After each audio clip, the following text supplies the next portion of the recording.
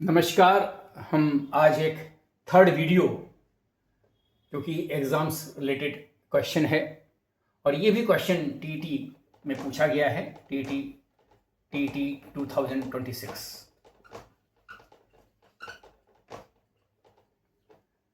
Which of the following fractions are in descending order. ये जो fractions दिए हुए हैं, चार दिए हुए हैं, मतलब first, second, third and fourth. इन प्रत्येक में चार चार दिए हुए हैं और ये पूछ रहा है कि इन चारों में कौन ऐसा है फर्स्ट, सेकंड, थर्ड, फोर्थ में जो डिसेंडिंग ऑर्डर में। डिसेंडिंग ऑर्डर का मतलब हिंदी में अवरोही क्रम, और अवरोही क्रम का मतलब हुआ कि बढ़ते से छोटी, यानी 10, 9, 8, 7 इस क्रम में, बड़े से छोटे क्रम में, इसे बोलते हैं अवरोही क्रम। अब आप जनरली हम लोग देखते हैं कि जैसे कहते हैं 4/3 में और 5/2 में कौन बड़ा है, तो क्या करते हैं, ऊपर या नीचे का हम बराबर करते हैं। तो इसमें क्या करते हैं, मान लीजिए इसमें ये करते हैं तो इसमें हमने 2 को गुणा कर दिया तो 8/6 लिखा जा सकता है, इसको लिखा जा सकता है 15/6 लिखा जा सकता है। इसमें हमने इसका गुणा कर दिया और इसका हमने इसमें गुणा कर दिया, तो यहाँ दोनों तरफ 6 आ गया। अब बड़ा कौन है, ये ऊपर जब नीचे बराबर होगा तो ये बड़ा हो जाएगा। छोटा कौन है, ये छोटा हो जाएगा। दूसरा पैटर्न ये भी हो सकता है, आप क्या करें, यहां पर 3 और 2 है मान लीजिए,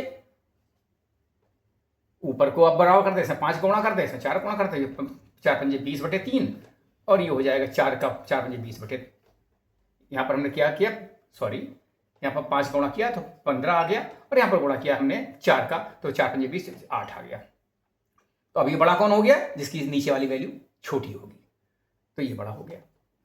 ये पैटर्न हम लोग निकालते हैं, लेकिन यहां पर क्या है, समय का अभाव होता है। कॉम्पिटिटिव एग्जाम्स में आपको क्या देखना है, हमें अधिक से अधिक, जल्दी से जल्दी, अधिक से अधिक क्वेश्चंस करने हैं कम से कम समय में।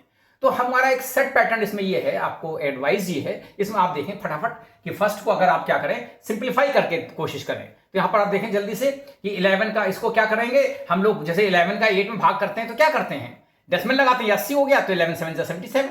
ये पैटर्न आपको ध्यान में रखना पड़ेगा। यानी हमने डेसिमल लगाया तो यहां पर क्या हो गया, 0.7 आ गया। यहां पर क्या आया, ये 50 होगा, 9 5 0.5, बाकी हम छोड़ देते हैं क्योंकि हमें लगभग जाते हैं। यहां पर 40 हुआ, 0.8 आ गया। यहां पर क्या हुआ, जब 30 हुआ 4 आ गया, 7 4 28।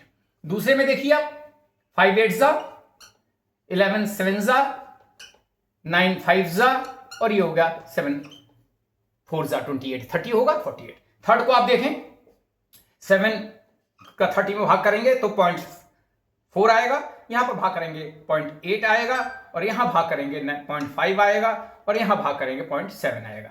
और फोर्थ को आप देख लें,